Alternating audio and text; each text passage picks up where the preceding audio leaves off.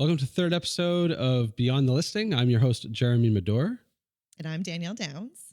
So today we had a great conversation with Ashley Coffey, and we'll more on that later, but I had a fantastic conversation in regards to scheduling and calendar management and such. Yes. So actually, I'd like to have your take on that. Instead of a market update today, let's talk a little bit about calendar management and how you keep it all straight.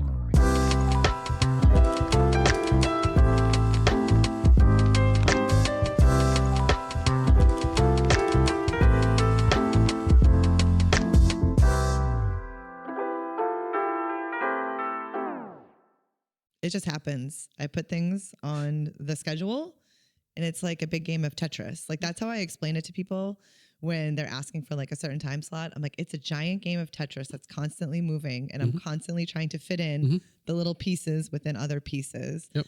I think when I interviewed you, I actually used words similar to that, and I said it was a three-dimensional puzzle. Yeah, I think there was. I feel like there's like a cube or something I had to solve, or like for on like Indeed or something like that. Yep. I must have solved it because you did call me. So I did. Not just once, 3 times total.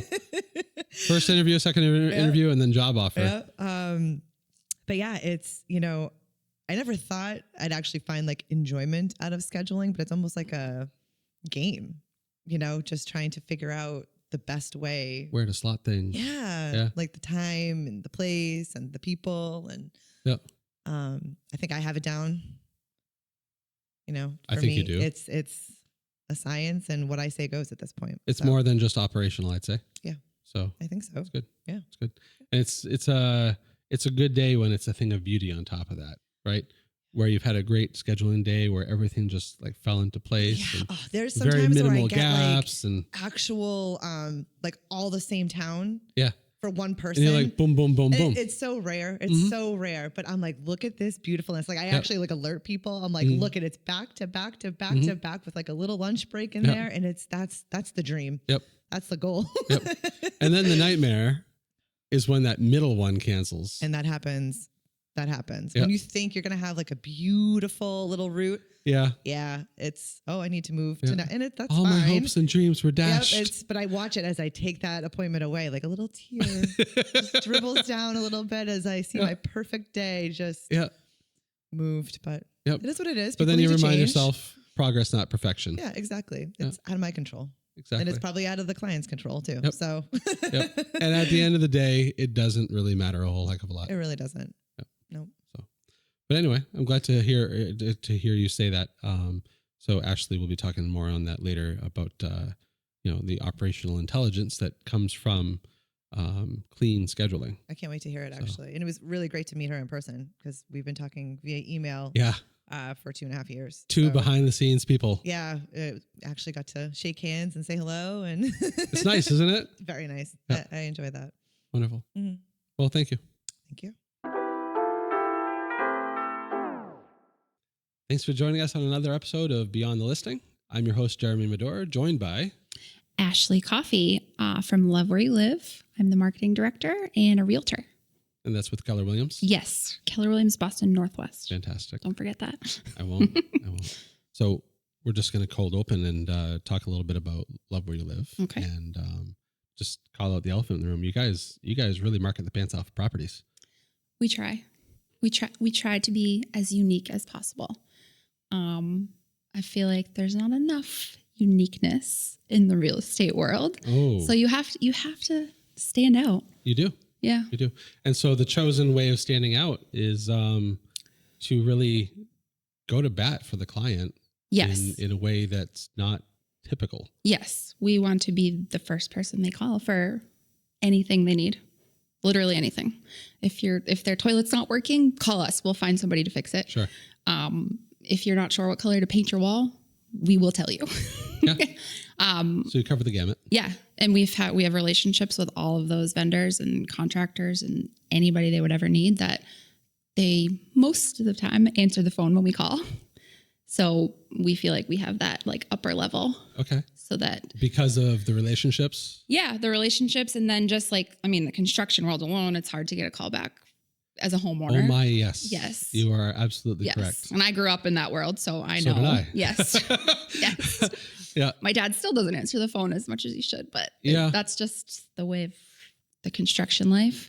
So I feel like we've developed those relationships good with all of our contractors and people that we use, that they respect our business and they know where your position is. Yes. And they know what level of toleration you have Yes. for certain behaviors and Yes. performances. And that we are a quality real estate company that isn't going to leave them in the dust. Right.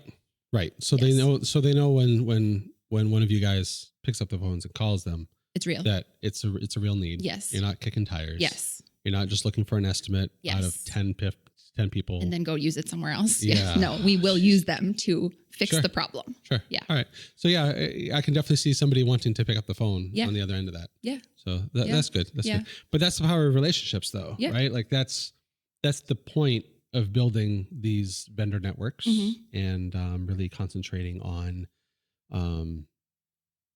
the long game. Yeah. And I feel like that's what sets you apart in the real estate world, is developing relationships across the board with everybody. Yep. That sets you apart.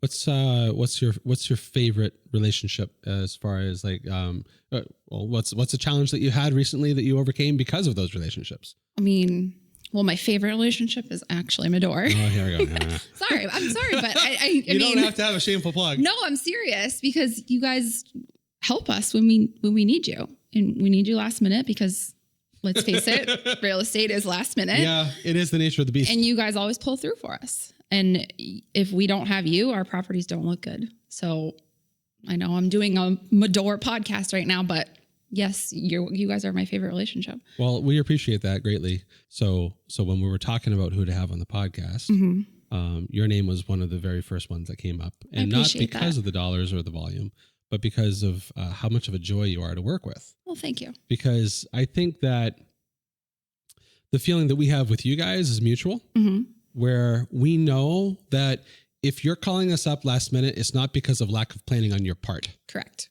And that's a huge thing in the industry, because in the 11 years that we've been doing this, it's hard. That is hard. We have found behavior patterns, agent to agent. Yes. And we know that when certain agents call, it's because we're like number 2 or 3 on their list of photographers. Yes.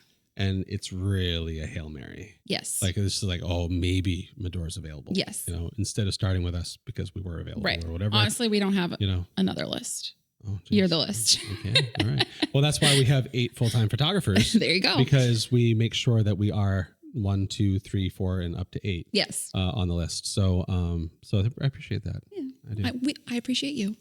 Okay. There you go. So beyond mutual appreciation, I've always had joyful and inspiring conversations with you on a listing basis when we're at I would agree. together. Yes. And I've heard similarly from our people as well, where it's not a Ashley Coffey today. It's more of a wow, yeah, I get to work with Ashley today. Got to make it fun. Yeah, absolutely. Yes. And so what are some of your life mantras that kind of like come through as an agent? And how you work at a property with both vendors and clients alike that makes that whole process joyful? I just don't see it as like a life or death situation, I guess. We're here to sell houses, and that's what we're doing. Nobody's going to die. I feel like I have a different perspective on that than most people because of what my husband does for work. My husband's a lieutenant firefighter. Plug him. Go ahead. Yeah, for the Littleton Fire Department. But his job literally is life and death. Yep. And so I see what that really means as opposed to other people who don't. So your view of the scalability of problems is very different. Yes. Yeah. Yes. And I kind of just let it roll off my shoulders. Sure. Doesn't bother me. Yep. I still go home, get to see my husband and my kids at the end of the day. Yep. And that's all I care about, really. Yep. Yeah. I have a very, very good friend of mine who loves to use the word figure outable. And so the way that she grades problems is it figure outable? Yeah. And if it is, then it's not a problem. Exactly. It's just a challenge that you have to come up with a solution for. Yep. And then work through it. Yep. We'll figure it out. Yep. Yeah. And so I think that if you approach anything in a transactional area of life with that same perspective, it really takes the wind out of the sails of the issue. Yes. Yeah. So. I mean, I've seen what he comes home with, and I don't come home with that. So you can't even compare it, really. Yeah. Interesting. And there's other agents in the real estate world that think the world will blow up if the house isn't listed by this time on this day, but really it'll be okay. It'll be okay. Yeah, it will. Yeah. It will. The sky will not fall. Yeah. So I feel like that I have a really different perspective than most in this industry because of that. Yeah. And I kind of let that guides me because I don't have a choice really. It has to. And people might not like that I say this, but his job is more important than mine. But it is what it is. I think anybody who doesn't like what you say right there should probably not be listening to this podcast. Yeah, but it's possible. But yeah, no, I can see what you're saying. Yeah. Like I just realized that we, as a family, that's what our life is. And I respect that. I like it. And that's how I live my life and work too. That's refreshing. Yeah. That's really refreshing. Well, okay. So with that life perspective, because that's really what it is. Yep. How does that influence your relationships with your clients? Does that screen some clients in the process? I feel like sorta. You always can kind of tell. Yes and no. I think it just depends on the situation, how they respond to you. And I'm a mom of 3 kids. And if I say I have to pick the kids up at school today and they don't respect that, then maybe I don't want to work with them, or that's fair. You know what I mean? That's more important to me. Okay. So do you find yourself setting those guidelines and guardrails at the onset of a relationship? Yeah, I definitely have boundaries when it comes to work for Live Where You Live and real estate client, my little side hustle, real estate clients, because I have to in order to not go crazy. Okay. But so no, I'm not going to answer the phone at 9:00 at night if somebody calls me. So you set standards from the onset. Yes. Okay. I'm probably have a baby in my arms and I'm not answering the phone. Yeah. So you're a new, again, mother. Yes. A third time. Yes. She's almost 8 months. Yeah. Almost 8 months old. Yeah. Yeah. And then I have a 7-year-old and a 5-year-old. All right. So I'm in it. And you are in it. Yes. You are in it. Yes. How is that all going? It's crazy. They say one more is nothing, but I feel like I'm in a little bit of like a circus. Okay. But a good circus. Yep. The third one's the chillest. She goes everywhere. They will be. Yeah. They will be the chillest. She's a sweet little baby. Yep. So it's going. It's going. It's going. Yeah. It's going. I'll circle back with you. Yeah. And we'll see how that goes. It's definitely harder on when Sean's at work because he works 24-hour shifts. Ooh. So yeah. So I call those single mom nights where it's just me and the 3 children. How often does he do that? So it's 24 hours on, 2 days off, 24 hours on, 4 days off. Oh. But then add in all the overtime because Sure. you can't not work overtime as a firefighter. Oh, okay. So the days off aren't really... Depends on the week. Yeah. It's just like a rotating. Yeah. Like, I can see why your perspective on things is much different. Yeah. I can see that. Yeah. Because he could get ordered in tomorrow. Yeah. Ordered in means you have to go in no matter what because nobody picked up the shift. So then it's me scrambling to figure out how it all fits together. I have a different level of respect for you today than I did yesterday. Thank you. Because it's hard. Yeah. As a civilian, I don't know these facts. Yeah. Of life. A lot of people don't actually. Right. Yeah. Like people will say, "Oh, that's a great schedule." Well, actually, it's not. No. He shoves what you work in 1 week all into 2 days, and then more. Yep. Yeah. Sleep deprived. Yeah. Coming home ragged. Yeah. Yeah. Yeah. So he might be up all night and comes home, and then I give him all 3 kids and say, "Okay, I'm going to work. Bye." Wow. All right. Yeah. And so your real estate commitments obviously are working out. Yes. And you're able to juggle all of that. For now, yes. For now. Okay. All right. Well, they're all up in the air and I'm kind of catching them. Blink 3 times if you need help. Exactly. Wow. All right. Okay. So that's a challenge. This conversation is going in a much different direction than I had anticipated in my head. And that's good. I'm glad for that. Yeah. A lot of people don't realize that aspect of the firefighter life, Yeah. fire family life, should I call it? Would I be safe to assume that other first responders probably have the same challenges? Yes. If you're in line, if you're law enforcement, Yeah. probably similar Similar setup? schedules. Yeah. Okay. Yeah. And that's why it's nice when you befriend other families within the service You got a because support community. yeah, they get it too. Yeah. Yeah. Yeah. Yep. It's funny because so as real estate photographers, if I tell people what I do for a living, Mhm. they're like, what? People do that? Yeah. They're like, well, that makes sense because the photos have to come from somewhere. But Yep. like, I didn't realize that was like a job, So like on the one hand, you have that. Yep. And then you have the other hand where people are like, oh yeah, of course there's firefighters, Mhm. Yes. but they don't actually understand Right. what it entails. Right. They're like, oh yeah, you get called for fires. Well, there's more to it than that. Yes. So that's Yeah. interesting. All right. Yeah. This is the episode where we don't talk about real estate. Just kidding. All right. So let's circle back to real estate. Okay. And obviously it's interwoven, right? Because like it's your life. Yes. So you're Ashley the mom, and Ashley the wife, and Ashley the realtor, and Ashley the director of marketing, Yeah. and Ash. Yeah. Yeah. You're an official 17 hats wearer here. I try. How do you keep it all straight? Right here. You just have the brain. Yeah. Yeah. Okay. Google Calendar. Google, yeah, and a really good calendar. Yes. Yep. Multiple calendars, actually. Yeah. That's really it. Okay. Yeah. All right. But when did you decide that you wanted to be involved in all of this? Which part? I mean, in the umbrella of real estate. What got you involved? Well, so when I And first why? got out of college, I was the marketing coordinator for the Keller Williams office. Okay. In Concord? Yeah. Okay. So I worked there for 3.5 years, I think. Okay. Then went out and did some other bigger corporate jobs. And then after I had my second baby, Kristen came calling. Okay. How did she find out about you? Well, I had known her from the office before. Got it. She Okay. was one of my favorites All right. at the So office. she's like, Ashley, I need you. Yeah. So Is that she how was that looking goes? to grow her team. Okay. And I was still doing some side work for her in the background, in between those jobs. So that, yeah, we just, she already had Laura is our transaction coordinator. And then was me. And then we just keep adding some people. Yeah. Yeah. All right. Okay. Yep. And how long has it been? I've been with Kristen for 5 years, or a little over 5 years. All right. Yeah. All right.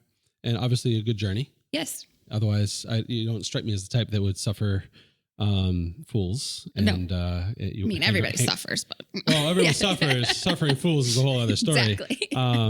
But you definitely seem to have your wits about you and ownership of you. Yeah. Me and Kristen have a good relationship, that's so wonderful. we understand each other. That's good. It's Yes. important. Yes. It's important dynamic. A lot of people they enter into business transactions without any real guideposts Yep. or any guardrails Yes. installed, Yes. and then they kind of find them along the way. Yep. That's kind of how I started, to be Yep. honest, because I was Yeah. a solopreneur, Yeah. and so yesterday was my 11th year of self-employment. I saw that on Facebook, On the Instagram, book. all Yeah, the things. Yeah, all the things. And I didn't know that this journey would take me in front of a microphone talking to you 11 years later. Oh. I for the most part, we did make it up as we went along early on. Fake it till you make it, baby. Oh, yeah. Yeah, it was. Got it. It was. I had to. Yeah. I had to. And when I first started doing real estate photography, and we moved out here to Leominster, Fitchburg area, there was not really anybody in the market at the time. There was a couple people, Yeah. and they're still there today. But predominantly, it was basically like 3 or 4 companies. That's it. Yeah. And now there's hundreds upon hundreds of real estate photographers out there. And so the dynamic has changed a lot, but there's still only about 3 to 4 companies. Yeah, but you started before them all. So Well, you that's got the the one, thing. you got the upper I did. hand. I did. And I've learned recently about some photographers distancing themselves from real estate because the market's been challenging. And either migrating to other areas of the country or just simply focusing on portraits or weddings. Yeah. Other kinds of income. So it's really humbling to see those kinds of shifts happen. And so likewise in the real estate market, there's been a lot of shifting going on lately. And it's been a year. It has. It's been a year. Tell me a little bit about like your observations from what 2023 has been. Even 22, maybe, feel like you just don't know what kind of curveball you're going to get any given week, any given day, it's so hard right now to know. You can't predict it because one week you could list a house and it might sit for 3 weeks and you get no offers. And then next weekend you list a house and it has 15 offers on it. And really? Yeah. Okay. It's just, I feel like there's no pattern right now. Yep. Which is hard. I agree with the lack of pattern. Yeah. Yeah. I mean, it's good, but it's hard. It's good that there's still that out there. Right. But it's hard. It's hard. How do you sell yourself to clients when you can't? Obviously, nobody has a magic 8 ball and can tell exactly what's going to happen when you sell your house, but usually you can give some sort of guideline, predicament, something. But really, it's like, okay, you're the catcher and I'm throwing, what kind of ball am I throwing? Right, exactly. So I feel like there's no rhyme or reason right now.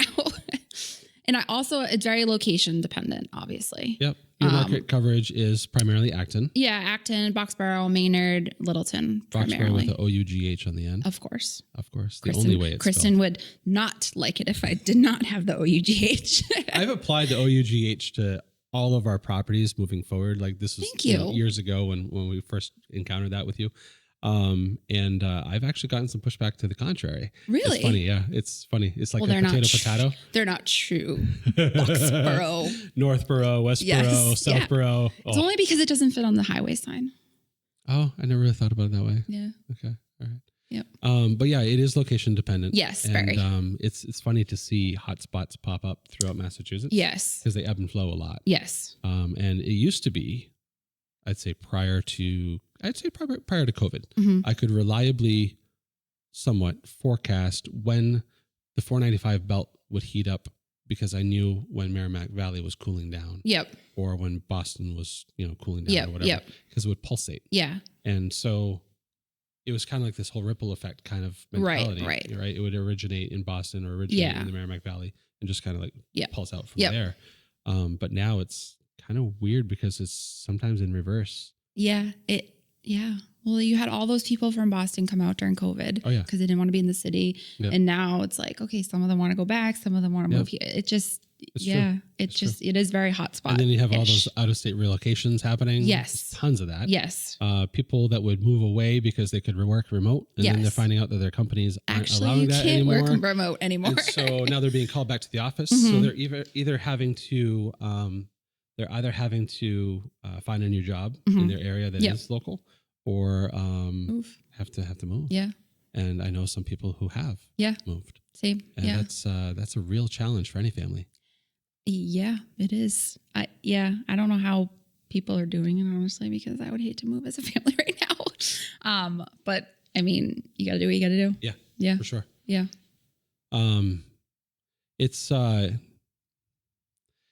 It's hard to respond to an unpredictable market. Agreed. What have you guys been doing to try to remain ahead as best as humanly possible given the circumstances? Mm-hmm. So my big thing right now is just back to basics. Okay. Because everybody tries everything and you get too many hands doing, and you got to do something well. You're spinning too many plates. Yes. Do something well, do it good, and just go back to the basics because it's not going to hurt, first of all. No. And you know how to do it because it's that you had to. So I feel like that's the big thing that I keep telling the team right now is just back to basics. Do your mailings, make your calls. All right. Get your face in front of people, sponsor local community events because brand recognition. Yeah. That's it, baby. Absolutely. Top of mind. Yes. Right? Yeah. And you're only as good as you're only as available as your last sightseeing. Yeah. So like if you're not present in the networking events and the community events and doing your fundraisers and all that kind of stuff, are you even present at all? Being present in the community that we sell in is probably one of the most important things because how do you sell a town that you don't know anything about? You know what I mean? Invested in. Yeah. Right. Okay. So you're talking about low level reinvesting. Yeah. And primarily time. Yeah. Yep. Okay. All right. How do you find that time? I mean, I just delegated out to everybody else. I just tell them they need to find the time. All right. No, just curious. I mean, it's a puzzle. Yeah. No, that's fine. And honestly, I think that if someone were to ask me that question, I'd say, well, I have a team for that. Well, yeah, we do work as a team. And I mean, if we're doing an event or whatever, I mean, just seeing one person from the team is better than not seeing anybody. Mm-hmm. So I feel like if we as a team have a presence somewhere, then that's what matters. That's fair. Yeah. That's fair. Yeah. So you guys are creating a larger net to capture more. Yeah. And sometimes things still slip through, but when they don't, they don't. Right. And so that's an advantage. Yes. So, all right. Well, that's interesting because you're all three realtors, yourself included, that we've had on this show have been part of a team environment, but that's the first time that topic has come up in regards to the team approach being a benefit to just the whole one for all kind of approach. I Tell mean, me a little bit more if you're going to be on a team, you need to act as a team. Yeah. And that's basically what it comes down to. Okay. You do it for the team. The team is better if we're working as a team. Okay. I mean, there's no I in team. Yeah. I know that's corny, but there's a me if you rearrange the letters. Yeah. No, I know. Yeah, I agree. I mean, I grew up on every team you can imagine. So I know that value of a team, and it's more valuable than it just is what it is. You can't get away from it. Well, it's a support structure. Yeah. And much like the relationships that you talked about with your vendors, there's a relationships with your team where you're leaning on them and the feeling's mutual. Yeah. In an ideal team environment. And when you have a team, you need that support or you will fail. Yeah. Yeah. So a lot of realtors are in fact solopreneurs. What advice would you give to somebody who is at the crossroads of a career change within real estate? So like if somebody were exiting this year as a sole proprietor, a team of one, and they were trying to shake things up for next year, what advice would you give them? And join a team? Is that what you mean? Like, not necessarily. Like if they were at a crossroads of reassessing their career path, what kind of information or what kind of knowledge might you impart on them that they might try next year that maybe they haven't tried in the past? Team included. Yeah. I mean, I come from a creative background, so I always say the more like professional you look and the more polished you look, the better and you stand out. Okay. So like anything on any documents you're using, your resume, anything really, it needs to look like top notch. Best foot forward. Yes. Okay. Yeah. Because I feel like that does make you stand out. And whenever you see other creative minded people, it clicks with them, and then they realize that this is professional, top-notch work. I feel like sometimes real estate specifically can get away from that because they just wanted to get it done quickly. It's a data industry. Yes. They just want to get it done quickly, and sometimes that's not always the best. Okay. Yeah. I like to make things look pretty. No, that's I admire that. Yeah. You know that. Yes. Because that's what we are about here. But we also concentrate on the get it done quick. Yeah. Well, approach, you have to. Yes. Being where we're at. Yeah. But the hardest part, I think, of the field that we work in is the data gathering and the number crunching. Yeah. Because there's no reporting agency for photographers. All right. And there's no licensing agency. There's no board of directors. There's no ethics, commission or anything like that. And so as a result, we're kind of just.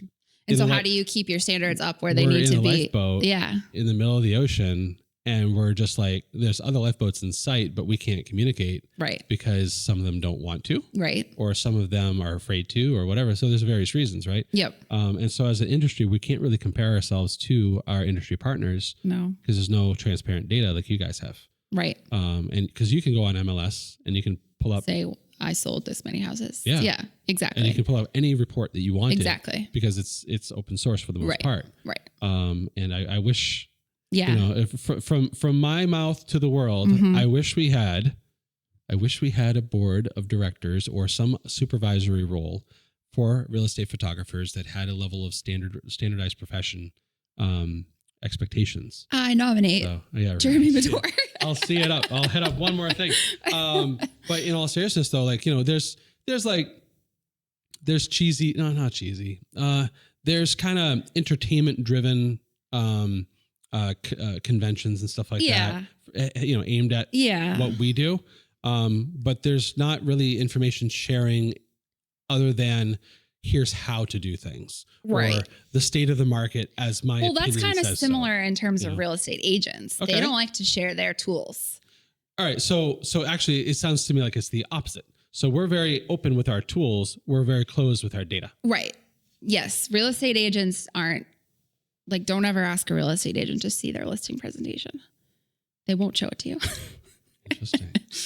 Yes. Interesting. Yeah. They're very, but like people go on listing appointments and you might see someone else's listing presentation on the table. You know what I mean? Yeah, You just take a quick mental note. Do you have to use the bathroom? Yeah. No, they don't share their tools. Sure. Okay. They don't. It's a hush hush. But aren't they all the same? Yes, that's the thing. Okay. Unless that was partly a barbed question. Unless you live where you live. Oh, okay. All right. But yes, because like Keller Williams gives a toolkit to all of them, but they all customize and create their own little. Sure. So they don't want it. It's a variant of it. Yeah, they just don't. Agents just don't like to share their one-up secrets or how they think they're going to take the advantage over. Sure, I get that. Yeah. So I feel like you kind of similar from like other companies, like the newest trends.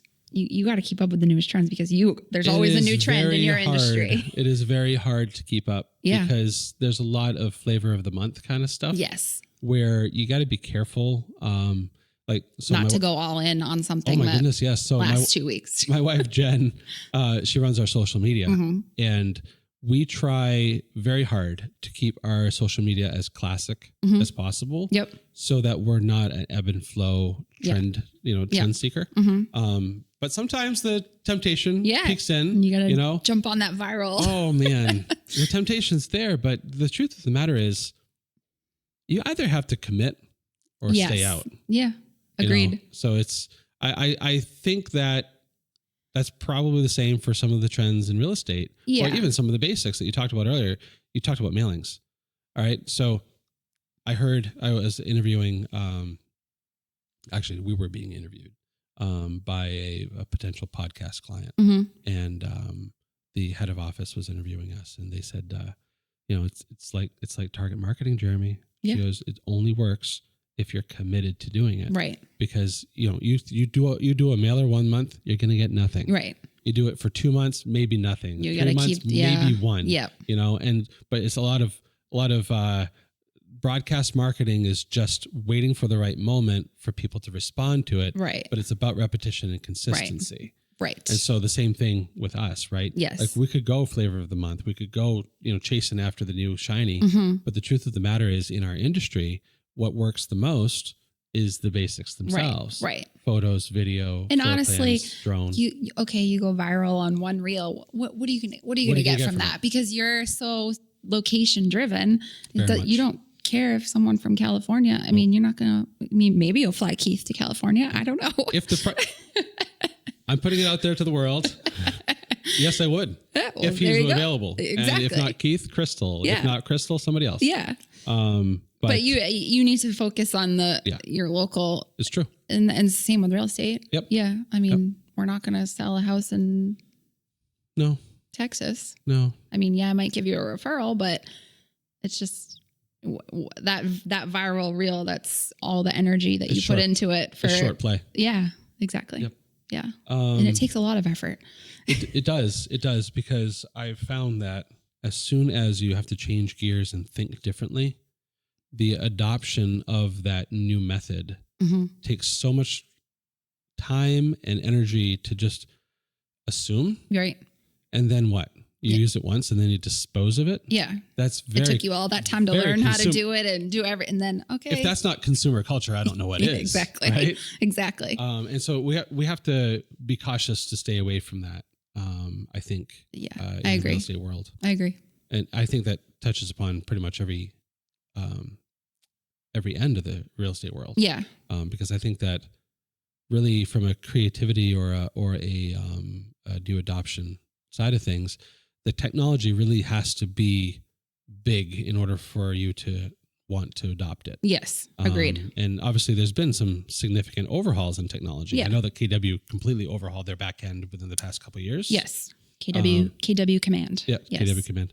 And so likewise, any massive change has to really be done with a great consideration. Yeah. And if you're floating in and out of, let's try this, let's try that, You're the not end gonna. result, Yeah.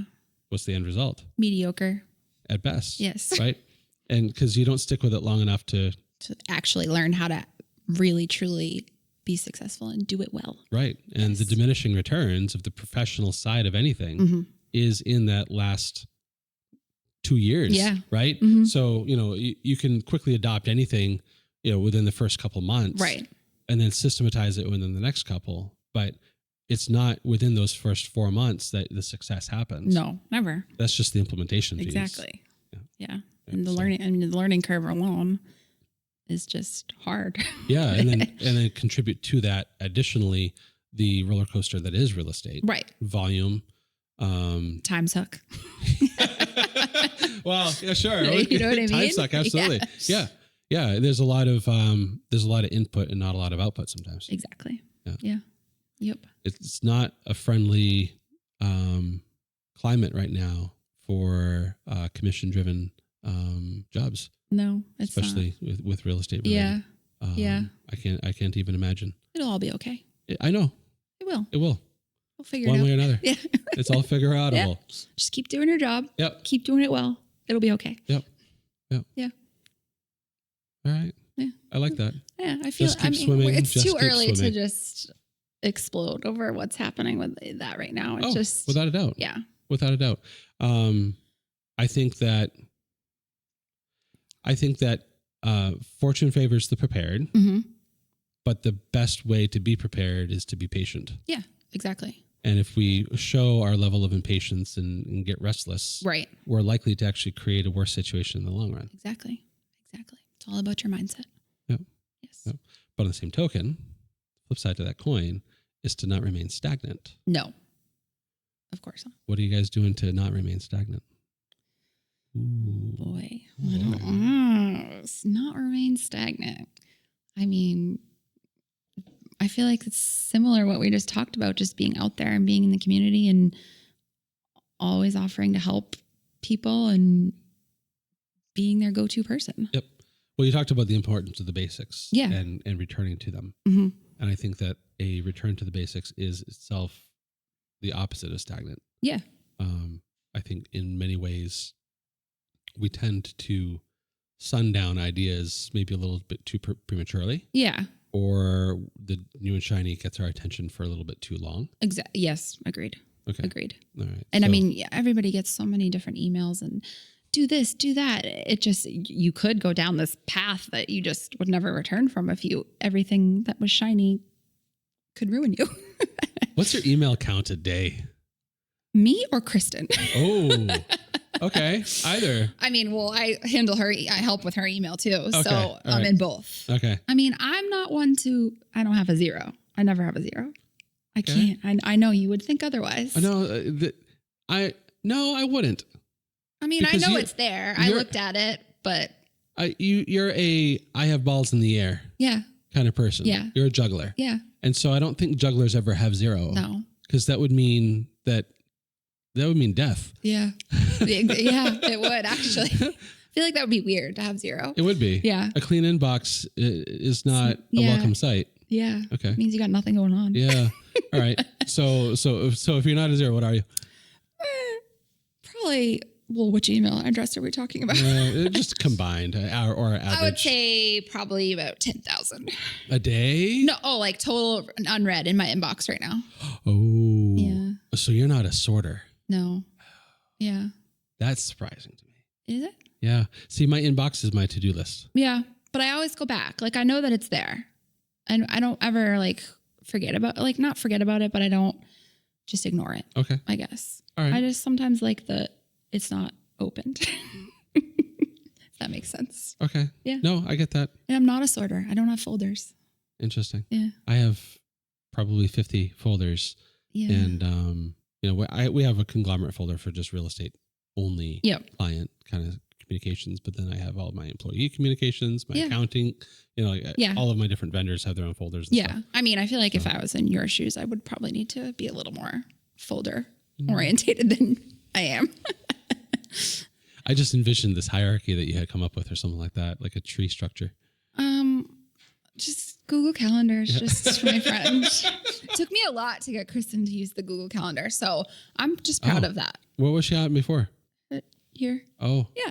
That's dangerous. I feel like that's normal for a real estate agent, though. Probably. Yeah. I can't speak intelligently about that. Yeah, but once you go down that team, you need the calendar, or you will die. Without a doubt. And Yes. you have to live and die by it. Yes. If it's not on the calendar, it doesn't Don't get out of exist. your bed without looking at the calendar in the morning. Oof, that's dangerous. You have to. Do you keep your phone across the room? No, my husband's a firefighter. I can't. That's true. It's always on loud and it's always on. Okay. Because That's fair. What if he needs me at 1 o'clock in the morning? You're absolutely correct. Yeah. Absolutely correct. Yeah. Okay.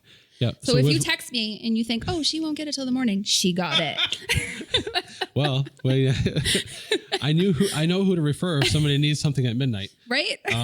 That's interesting. Yeah. That's a dynamic, obviously, that not many have to contend with. Yeah. I can't. I yeah. just can't turn it. I mean, if he's home, I'll turn it off. But if he's not home, I can't. I just can't bring myself to. It's respectable. Yeah. It's respectable. Yeah. You should never, ever, ever have to explain that anything further than that. Yeah. Or explain it at all, probably. So sometimes it gets me in trouble or not me in trouble, but it's like me reading things that I don't want to read at 1 o'clock in the morning. I get that. So I get that for sanity purpose. Yes. Yeah. Yeah. All right. That makes sense. That makes sense. So don't text me. No, I won't. I won't. I'm kidding. My phone stays in my office at night. Oh, yep. Props to you. Yeah. So we have actually our girls had up until 2 weeks ago they had a Google alarm clock, which is able to.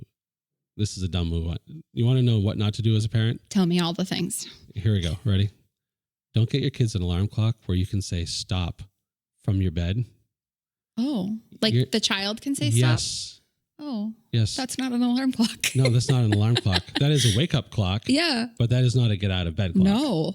And so my kids would wake up, say stop in their half slumber and go back to sleep. Oh. And it's not because I didn't realize that. Uh-huh. It's because I was uncomfortable in getting them to change that. Gotcha. And so a good friend of mine and I sat down and I just kind of vented about that one day. And he looks at me, he goes, we're next to Walmart right now, Jeremy. We're fixing this. Right. And so we went. I implemented that. And boy, there was a gnashing of teeth the following morning. Was there? Oh my goodness. So what'd you get? I just got this dumb regular alarm clock, this old standard beep, beep, like high pitch kind of thing. Across the room. Across the room. Got to get out of the bed to. And guess what? It worked. We have not once had to chase them out of bed again.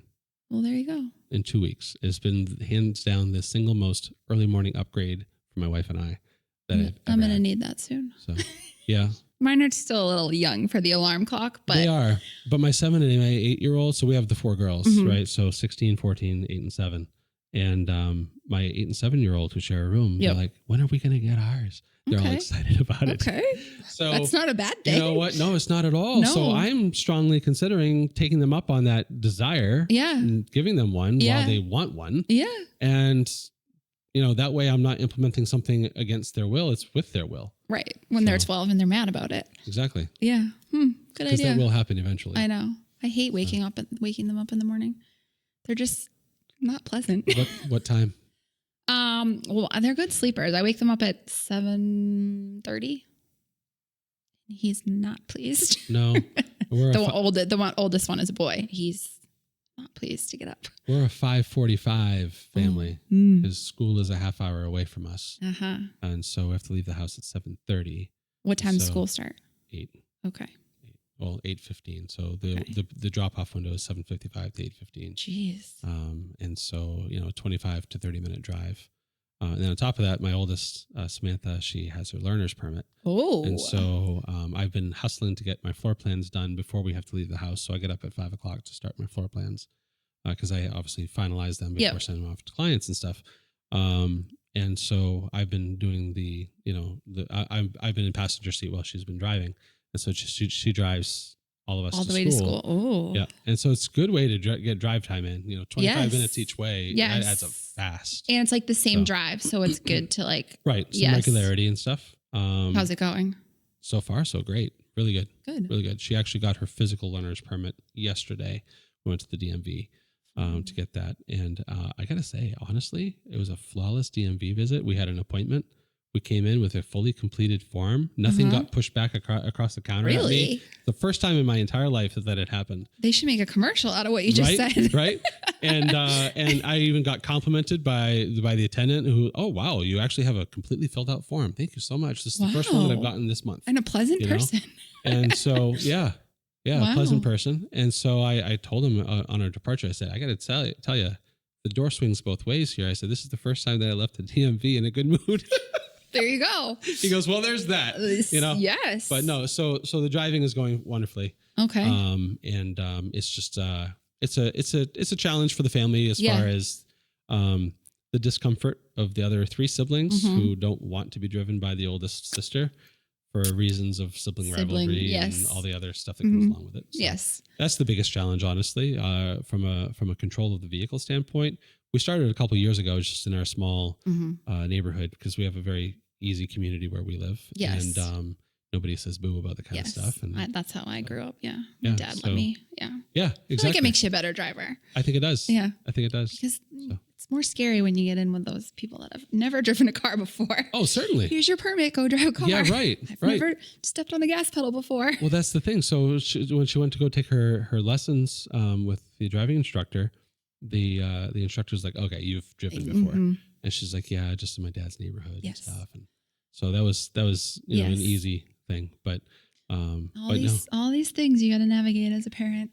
You'll get there. I know. You'll get there. It's going to take another 7 years for you to get there. Yeah. But that'll fly by. It is. Yeah. What do you do to slow things down? Family wise? Yeah. I'm a very big stickler on family dinners. That's how I grew up. Yep. Sit at the table and we talk to each other. Yeah. Sometimes I got to remind my husband about that, but oh, okay. Yeah, that's how I grew up. We all ate dinner together as a family and talked about the day. And I feel like that is very important. It's connecting. Yes, because everybody has a different day and they want to talk about it. And sometimes I don't have the time to talk about it when they get in the car or, you know what I mean? So I feel like when we're all sitting together and that's the time where we slow down, I feel like. And then after that, it's chaos, but yeah. Are you the recipient of bedtime poetry from one of your kids yet? No.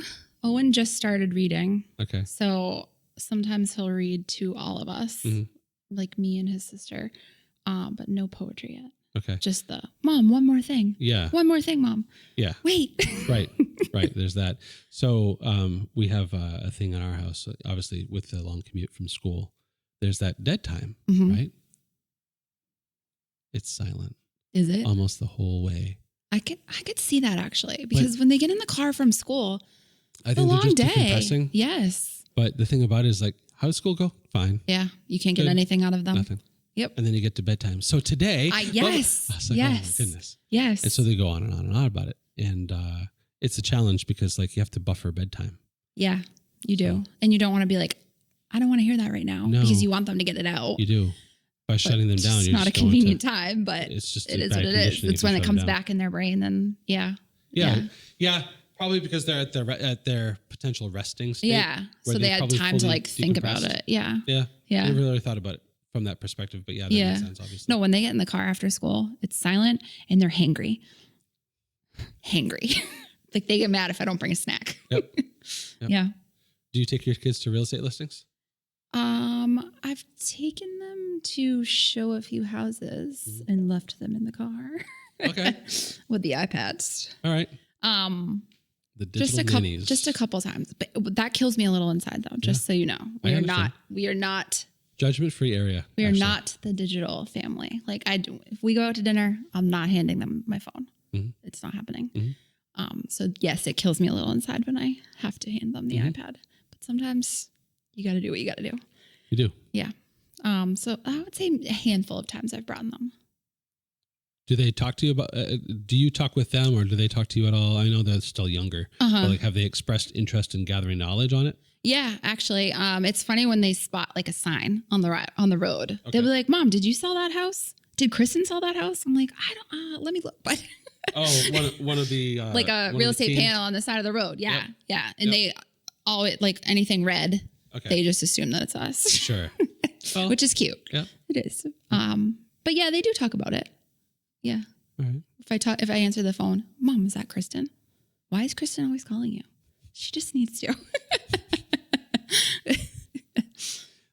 Yeah, it's true. And kids are sponges. Yeah. So they absorb everything that goes on around scary. Them.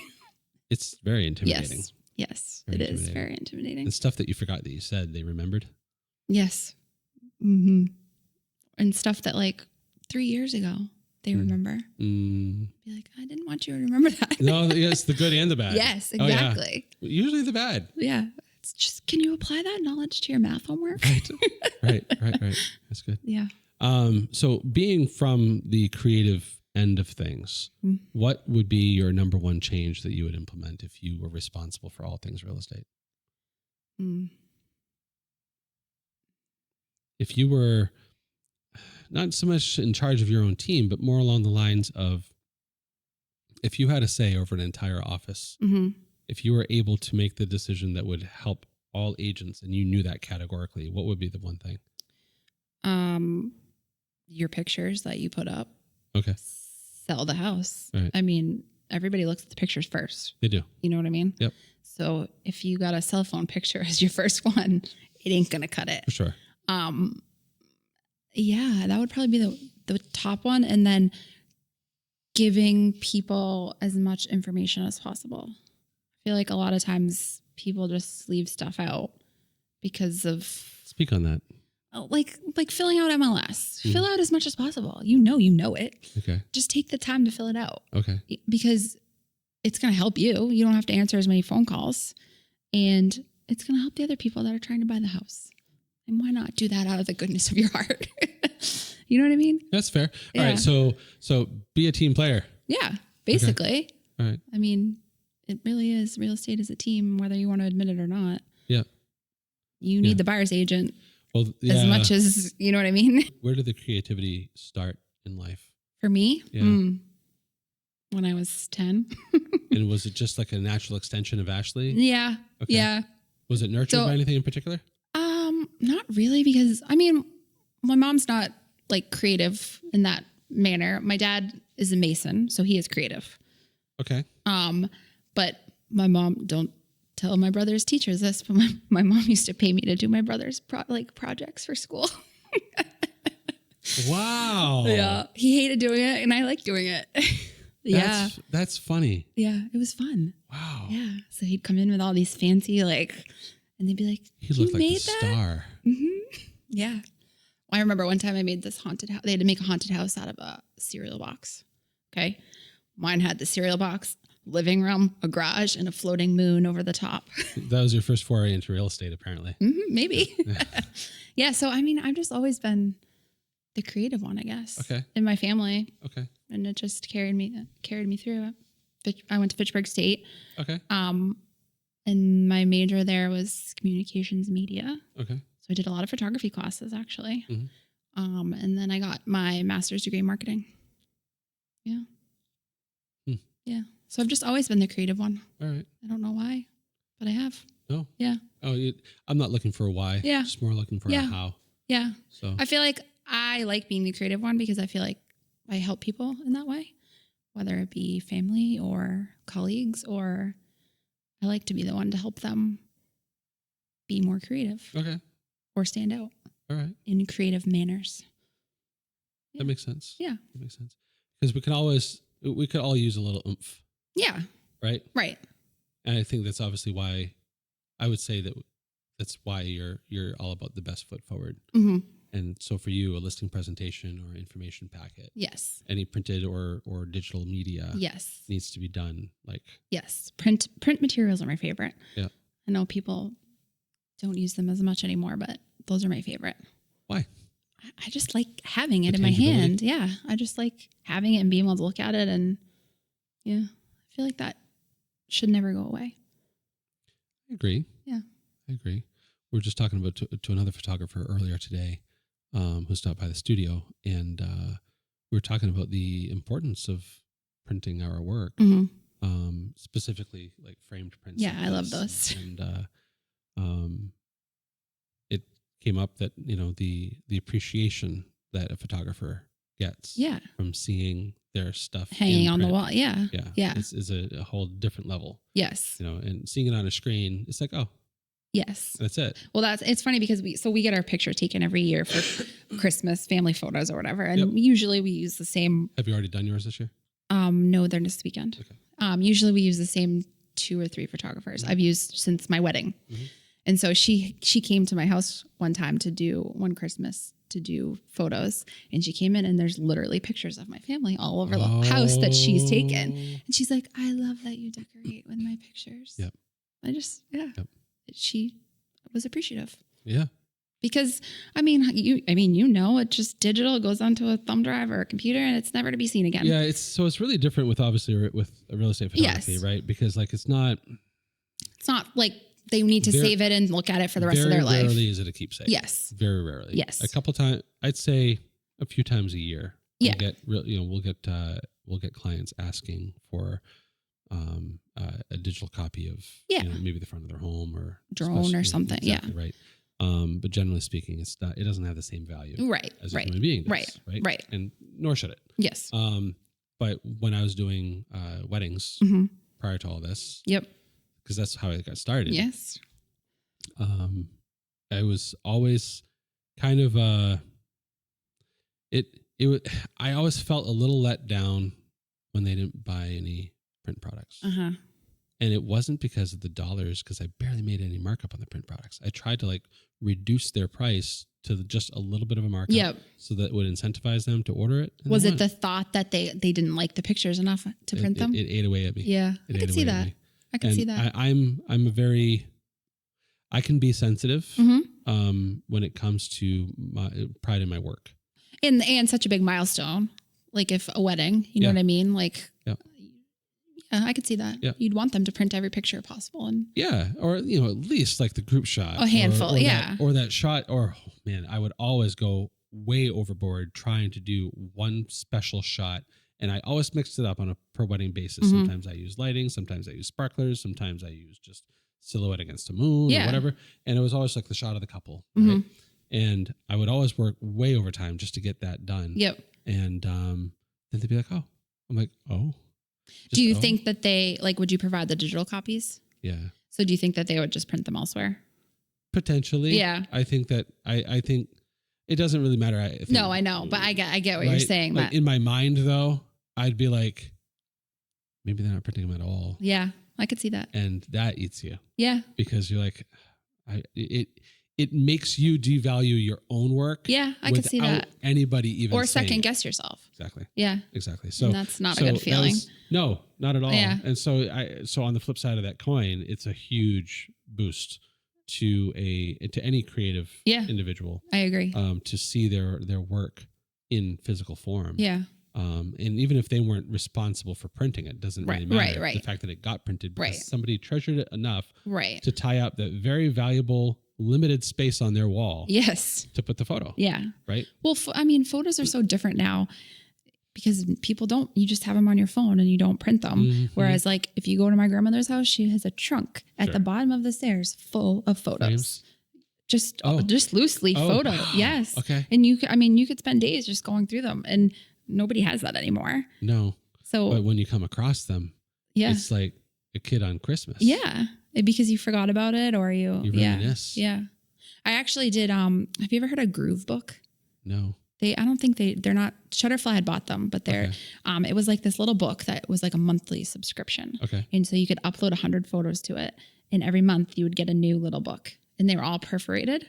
So every month I would just upload photos from my phone into the book. So I have in my cabinet. You're still doing this? No, they stopped it. They stopped it. Okay. Because people probably weren't. All right. Putting it out into the world again. Right. Let's bring that back Groove Book. Or something similar. Or something similar. Jeremy. Yeah. But I have my hands in enough things. stacks of them in my TV cabinet because like that's important to me. I like that my grandmother has a chest of photos at the end of her steps in her basement from years and years of nobody does that anymore. Back to basics. Yeah, exactly. Back to basics. I like it, Ashley. Yeah. I like it. Yes. Well, this has been a fantastic conversation. I agree. It was very nice. Thank you very much for coming in the studio. Thank you for having me. You're welcome. You're welcome.